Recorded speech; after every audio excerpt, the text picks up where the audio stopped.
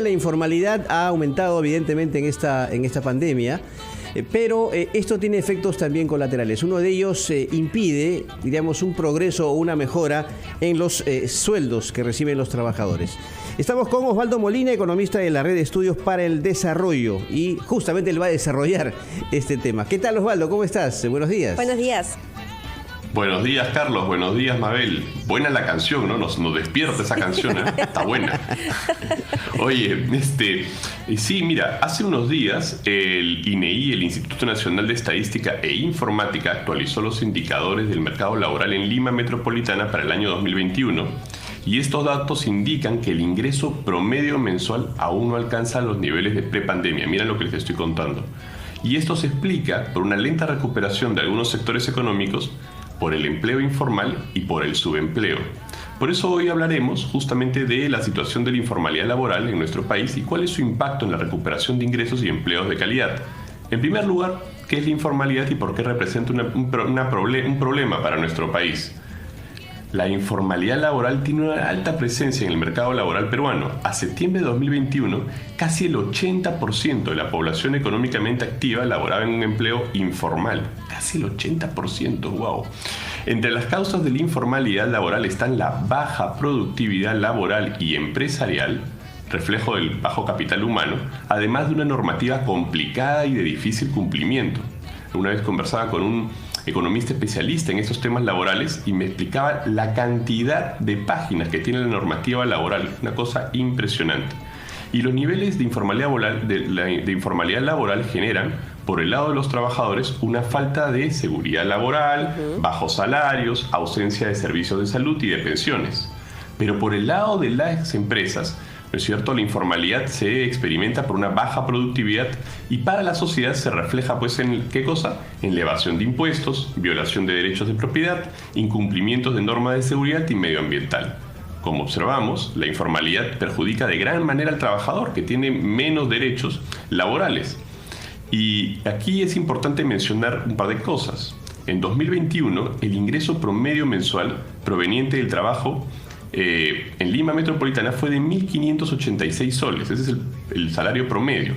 Pero esto significó un retroceso de 8,6% de lo que la gente ganaba antes de la pandemia. Es decir, la gente en promedio está ganando 149 soles menos. Y los ingresos de los trabajadores dependen mucho pues, de los sectores económicos, en especial de algunos que no se han podido recuperar, como por ejemplo manufactura, construcción y comercio. Y como les decía, la recuperación de los ingresos depende de alguna manera de la situación laboral. Por un lado está el empleo informal, que ha ido creciendo, y por otro lado está el subempleo, ¿no es cierto? La población subempleada aumentó en 43% respecto a 2020 y 39% respecto a la situación prepandemia. ¿Y quiénes han sido los más complicados? Aquellos que están pues, en sectores como la construcción. Las mujeres también son las más afectadas en el tema de subempleo, que es dramático, ¿no? Osvaldo. Ahora, ¿qué poder hacer? Dime, sí, Mabel. Sí, se está discutiendo, no se ha dicho que en la comisión adecuada se va a discutir un aumento de la remuneración mínima vital, ¿no? Esto para el ámbito de los formales. Y hay un grupo de especialistas que indican que esto lo que hace bajo estas circunstancias actuales es empujar más a los pequeños, medianos empresarios a la informalidad. ¿Esto podría ser perjudicial? Sí, a ver, pensemos justamente en eso, ¿no? Cuando pensamos en el salario mínimo vital, la pregunta importante que nos tenemos que hacer es ¿a cuántos peruanos beneficiamos con esa medida? ¿No? ¿Cuántos realmente están en el mercado formal? Número uno. Número dos, ¿cuántos están alrededor del salario mínimo? Y ahí nos damos cuenta que no son tantas las personas a los que beneficiamos. Más bien, lo que tendríamos que estar pensando es ¿qué hacemos, no es cierto?, para dos cosas? Para poder ayudar a toda esta mayoría que se encuentra en la informalidad. Y segundo, ¿cómo hacemos para que usted que me está escuchando y que tiene un negocio pequeño, ¿no es cierto?, un pequeño taller, decida formalizarse? ¿Qué podemos hacer para que usted que me escucha y que tiene un pequeño taller y que decide, ¿no es cierto?, no formalizarse, que decide hacerlo. Pero, Osvaldo, ¿qué podemos cambiar para hacer los eso? incentivos. ¿No? Exactamente. Pero Osvaldo, Dime, Carlos. este tema de la promoción de la formalidad la hemos escuchado en los últimos gobiernos. Los ministros de Trabajo han dicho, vamos a impulsar la formalización laboral y vamos a atacar justamente la informalidad con diversas políticas. No sé qué ha pasado con estas políticas prometidas inclusive hasta en tiempos de campaña.